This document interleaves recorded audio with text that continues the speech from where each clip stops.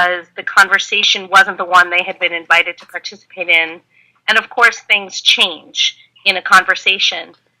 But for the last 7 minutes, Dwayne, Brad's been off researching other statistics with his nice eyes. I've been dealing with my 7-year-old that won't go to sleep. And you have been giving us a really important reminder of the history we all have, but it hasn't been conducive to having a discussion. And so, I know you mentioned that your friends say, and I know I'm doing a lot of talking now, it's just my turn now that I have a mic. Go ahead. Go ahead. I know you mentioned that your friends say that you're good at speaking, and you are, no matter what the content is, but I don't know, when I asked you about if you've been on a debate team, knowing the other side, researching the other side, and assuming that whatever the other side will bring to the table is what they will bring to the table. But tonight, I didn't hear you listening at all to the other side.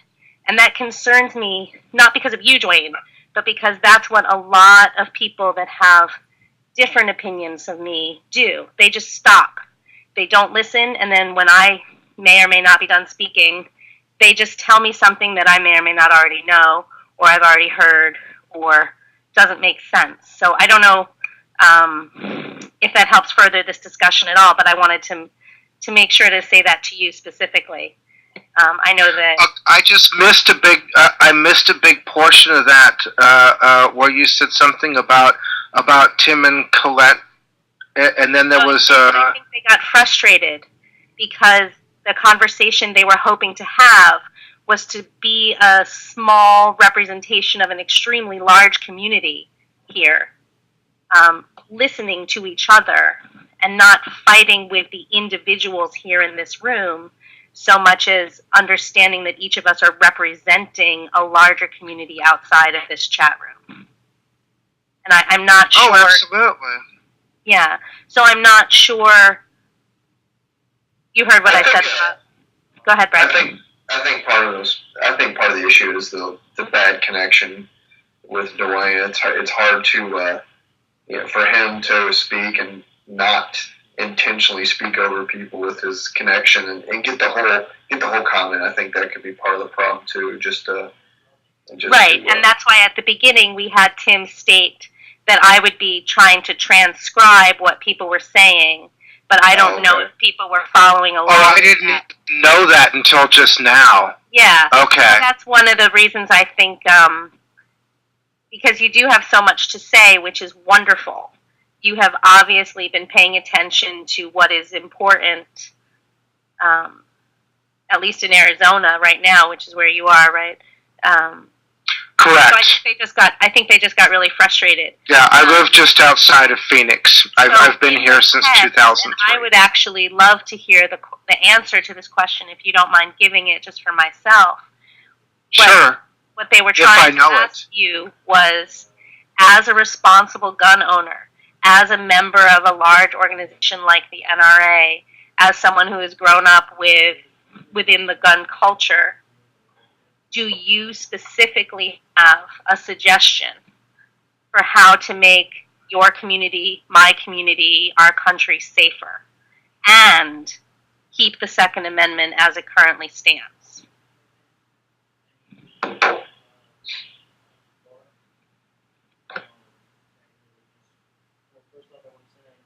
Did you get all that?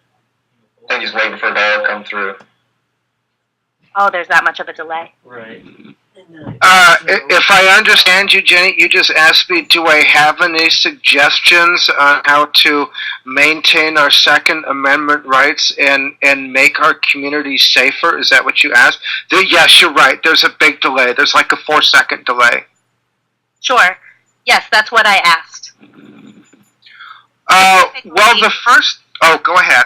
I was just going to say, in case it got lost, specifically as it pertains to gun violence, not about mental health, but about the people who are perpetuating gun violence.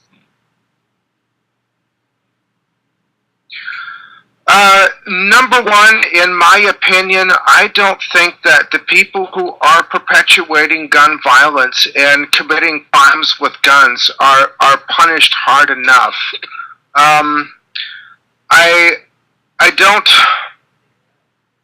The penalties for breaking into someone's house and stealing their gun cache, even when they're caught, are not anywhere nearly as stiff as they should be. The gun show loophole, I know, has been used as an excuse, and I don't know about any other state, but here in Arizona, the percentage of crimes that have been committed by people who bought guns at supposed gun show loopholes without a background check, at least in this area, is like about 0.7%. As far as myself goes, I encourage everybody I know who wants to own a gun or who maybe happens to own a gun, that if they haven't yet, go get yourself a concealed weapons permit. If you don't necessarily want to go get a concealed weapons permit, go down to your local gun store. Almost every one gun store here in Arizona has a safety class where you can pay $75 and you get educated about your weapon, you demonstrate firearm safety,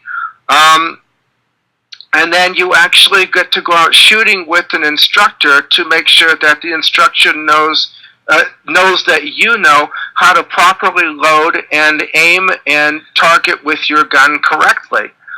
Whether that's a rifle or whether that's a handgun. Beyond that, how do we actually stop violent behavior? I think that we're actually a society that goes through periods of violent behavior, and a lot of it is encouraged by violent video games and violent movies. And among adults, we can actually separate the difference between the violence in real life, but children can't. And a child by the time that he's 13 is exposed to so much violence that he sees over 1,000 people brutally murdered before his 13th birthday. Okay, so you can't tell me that doesn't have an effect on these kids. Dwayne, then one of your suggestions might be that as adults, we need to start limiting what children see so that when they grow up to be adults, they have a different frame of reference for how to act in times of conflict or in times of crisis? That would be a good start. I don't think that we can actually protect children, including my own kids. I've got a son myself. He's 30-something now. I don't think that we can protect them from not seeing violence. I think that they're going to anyway. But they have to understand how a violent act, how do I put this? Coming out of anger and rage can actually lead people to do things they normally wouldn't do if they just stop and think. But I think that our problem with violent behavior and violence in this country, in America, is getting worse because of violent video games and violent movies where Hollywood takes no responsibility whatsoever. Almost every one of the movie stars that came out in a recent video they published to YouTube about, what was the website? Demand an Answer or Demand a Solution, something like that. I did a little digging on the internet on the background, and every one of those Hollywood movie stars that participated in the making of that video had been in violent movies where they're going after people with AR-15s and AK-47s and blazing car crashes, and they're glorifying it. Kids aren't smart enough before the age of 13 to understand the mixed message like you and I can, Jenny, and like Brad and Ken can. Agreed. And I think that this is where a lot of this violence is originating. I have my master's in elementary education, so my dealings with children of all ages may be a little bit different than yours. I guess since I'm now officially speaking, I didn't really introduce myself, and maybe I should do that. I'm a school teacher by trade, but I wear a lot of different hats. I'm a native New Yorker, and I'm probably the only one currently in this chat room who does not own a weapon, whose family was not in the military for a variety of reasons, although my husband's father was. When I was little, I thought that the best weapon that anyone could have was whatever James Bond was carrying. And I wanted to grow, I know, it's funny. I wanted to grow up and be James Bond. I wanted to have a little weapon that I could sneak around corners with in some slinky velvet dress and take out the bad guys, or Smersh at the time. Which, of course, when I realized they were Russian, I had conflict. But a friend of mine is a member of the NRA. He owns a gun shop. He heard this story, and a couple of years ago, he allowed me to shoot his Walther PK, which is one of the weapons that Bond uses. And apparently, I'm a pretty good shot at target shooting with a pistol. I'm not anti-gun at all. But how was your shooting experience? How did you feel? That's what I want to know. It was a little exhilarating, and it's funny. The first photograph of me, because you have to document everything in life, or it didn't happen. Sure. Is one of the things that this gun shop owner, who's my friend, he says it's his own background check that he does in his shop as an extra step to being a responsible gun seller. He has targets in the back of his shop. It's in like the middle of Pennsylvania where there isn't anything for miles and miles. And he will say to the person, what type of weapon are you looking for? And they say pistol or handgun or shotgun or whatever. And he takes one out of the case and he brings them out back and he gives them a brief lesson. And then he has them hold it, unloaded. And the way that they react to holding it, like if they hold it as far away from them as they can, or if they're leaning into it, if they're holding their hands strongly, indicates to him immediately their level of, not expertise, but their comfort level with whatever that weapon is. So the first few photos of me, my head and shoulders are as far away from my arm length from the pistol in my hand as you could possibly get. And then as they progress over the course of the day, I'm needing my velvet dress more and more. So I think that, there are all those... I'm sorry, I missed a part again. Something by the... Yeah, she said your friend who's gun shop owner said that the way they hold the gun immediately tells him, and then after that I lost you completely. I'm sorry, Dwayne. Oh, okay. Their comfort level. That would make sense. And I appreciate that he does that. I hope other people that are selling weapons even think about that. And I think that's what this conversation wanted to be tonight, was more about, if you know a gun seller, seeing not only are they following the law, because of course they do, or they're going to lose their business, but how do they actually learn about their clientele? Like gang violence is one thing, discussing what the kids are doing are another, but the sellers, whatever the state law is, whatever... Are you asking me if I know a gun dealer that does these things? No, I'm asking if you think that starting conversations with gun dealers that we know might help them understand that there are those teeny tiny things they could do in determining if they are completing a sale or not, that has nothing to do with the federal government.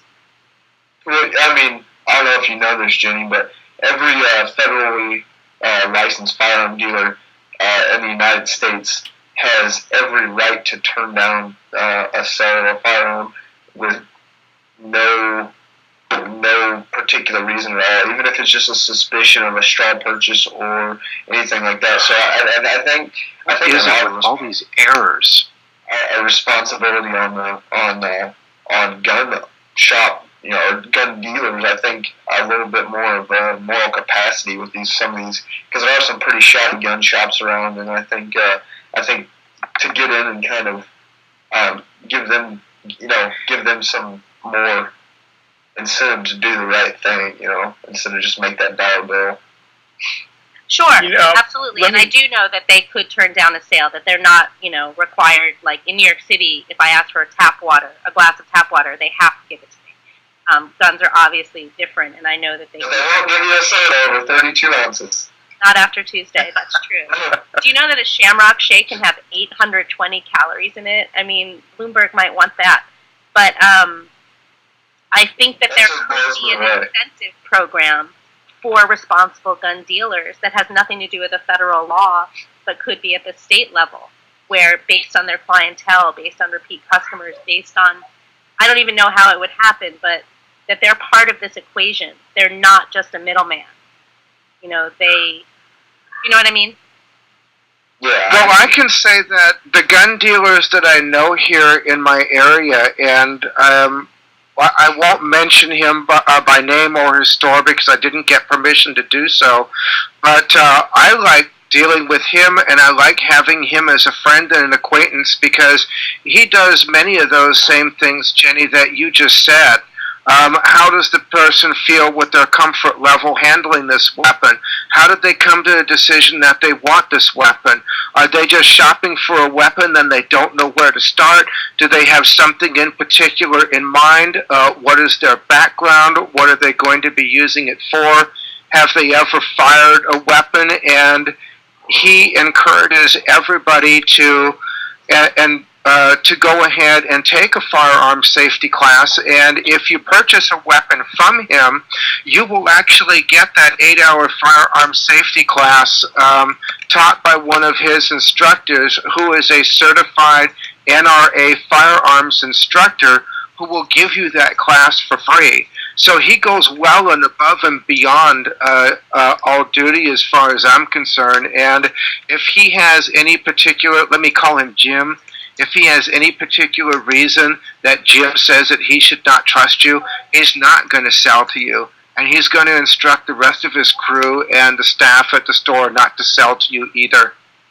Absolutely. And I can only imagine that in your particular sportsman or hunting community, that you talk about those kinds of people. You say, I really like what Jim did, or did you know Jim is willing to, or I found this great, whatever.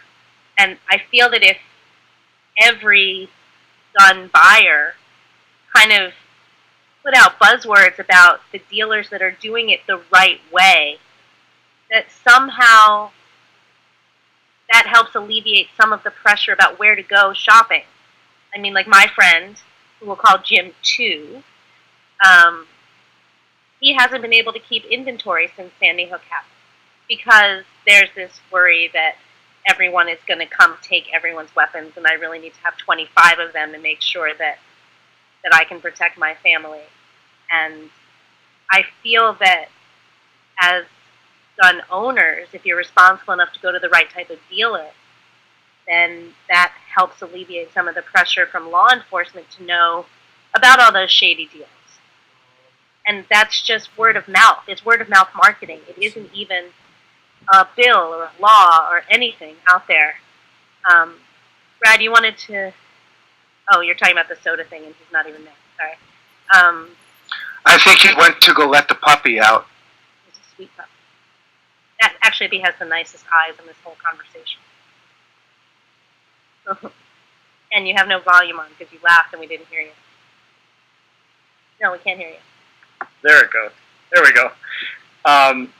We talk about some of the things that we can do to help prevent a lot of the violent crimes. And, I do believe that there should be punishments for criminals who steal guns and then are sold. 455 guns were stolen in the city of St. Louis out of a warehouse. They were all taken to Chicago, and they were sold on the side streets of the city. Those two gentlemen were caught, and they were convicted from 6 to 9 years. And I'm sorry, but if you steal 455 guns from a warehouse, you should get a lot more than 6 to 9 years in prison. And we all know... Exactly. That's the reality, is that they'll never serve close to what they're actually being, reported being done, or what they did. But I also agree, and I talked to Colette about this earlier today when we were discussing gun control as well, is that there's got to be a lot of responsibility on parents, especially parents who own guns. If you're going to have a gun and you're going to have it in your home, it has to be the parent's responsibility to make sure that that gun is locked and put in place where that child cannot get to a gun. And I think, and Colette brought up a 16-year-old, I believe, who was shot by an 18-year-old in somebody's house, and they were smoking marijuana, and they got the gun, and there were gunshots that went off. By the way, she's not speaking, but she's typing below. Oh no, that's fine. But my point is that I think that homeowner or that gun owner should have some sort of responsibility for what he did. For not securing his weapon. And so I think those are some of the things that... insurance thing that can happen here, instead of it being legislation, that there's insurance that goes along with every purchase, that you become responsible for any action that gun takes. Because one of the things I keep hearing from people who think that I'm anti-gun, which I am not. I'm just anti any non-gun. But, it's I don't know about the gun that kills people, it's the person that kills people. So then if we make the person responsible for their actions and the actions of any inanimate object in their hands, does that change this discussion? I can kind of chime in on the insurance thing. I think the biggest issue is trying to actually talk an insurance company and to actually funding some money for this program. I mean, I'm kind of on the fence about that issue. Like, I think everybody should have some sort of responsibility for their firearm. I don't necessarily know that it's monetary, because then you're going to have people going out and, like, stealing their neighbor's gun and shooting them in the foot just to sue them in court. That's just kind of the reality of the thing. It'd be like the next slip and fall of the nation. But I do think, like Ken says, I do think there has to be some responsibility tied to a gun owner. If his or her firearm is stolen and they don't report it, or that they let so-and-so borrow it and they go out and do something stupid with it, I mean, I think there has to be some sort of responsibility on the gun owner to, make sure that they're keeping track of their guns and keeping them safe. I mean, there's too many people that stick a gun in a drawer and forget about it, and it's just not the right thing to do. Right, the slip and fall thing is kind of an interesting point to bring up. It reminds me of when McDonald's had to write on their cups of coffee, hot. Exactly. And hot, caution. Who would have thought that, huh? That you drive up to McDonald's and you get a cup of coffee and it wouldn't be hot? Right, exactly. My husband's about to hear this story for the first time. He's eavesdropping. In high school, went with Sharpies and took a whole bunch of coffee cups and wrote "duh" underneath them, and then put them back. But, I've always walked the line a little. But the slip and fall thing is an interesting thing that I hadn't considered, that then it could turn against the owner.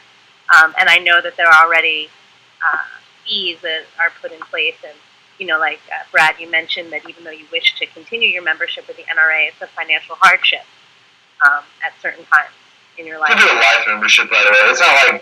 It's not like because I'm not exactly sure what the life membership. Because I'll do a yearly membership from here on out, just because I believe in the NRA. I mean, somebody has to be out there voicing gun owners' opinions, and I understand that NRA is not the only one, but they are one of the larger ones. No, and I didn't mean that about the NRA. I just meant that if you wanted to, it's money you have to put down to try to support that. That's all I meant. I agree. Yeah. There are many different organizations that do represent gun owners, and yes, like Brad says, the NRA is the largest, but we have the Citizens Committee for the Right to Keep and Bear Arms. There's the Second Amendment Foundation, Gun Owners of America. But the thing is about every one of these institutions and groups, including the NRA, is my experience with them has been knowing other NRA members and knowing NRA employees, is there isn't a single one of us that just wants to throw a bunch of weapons out into the market. We all are responsible gun owners, but I think that there's a big chasm between the subculture of gun owners who like me and Brad and others who know our friends and we know our neighbors, and we all get together sometimes for shooting events. We compare our weapons. I can't imagine any one of the three of us sitting here right now in this chat room between Ken, Brad, and I who wouldn't have some serious considerations about lending any of our friends or even family members or neighbors a weapon with without some serious considerations about what they're going to do with it. Do they know how to use it properly? Number one, how long have I known this person? I wouldn't lend any of my weapons to someone that I hadn't known for years, and anybody who I would not have to worry about what is he going to be doing with my pistol when he's got it. If that were the case, and I have to answer those or I have to ask those questions, am I going to be worried about what he's going to be doing with my gun? Then I would probably tell him that I don't want him to have it in the first place, and I'd really rather he not even ask to borrow it. And I think that that's where the deep division comes in, where there's this lack of understanding about how the other side sees us, or maybe even each other, because I cannot imagine myself being out of that environment as a gun owner where I would just anybody handle my weapon just because they asked. Even if a friend wants to see my weapon and it happens to be loaded, guess what? Just in case there's an accidental discharge or somebody gets excited and drop it, sure, you can see my 357. As soon as I pull all the rounds out of it first and I hand it to you empty. Right, and that's responsible ownership. Correct. Yes. My thing is that unfortunately, I think that and I hate to say that I'm perfect. It's not like I'm trying to say that I'm perfect, far from it, but I think there's a lot of people I wish were more responsible gun owners who just don't think. I also don't see the value of forcing gun owners to be insured because of what Brad said, the slip and fall law. I can see it right now that as soon as a gun owner has to buy mandatory insurance just because he happens to have a weapon, there are going to be people out there, particularly anti-gun nuts and people with strict gun control, will turn around if that person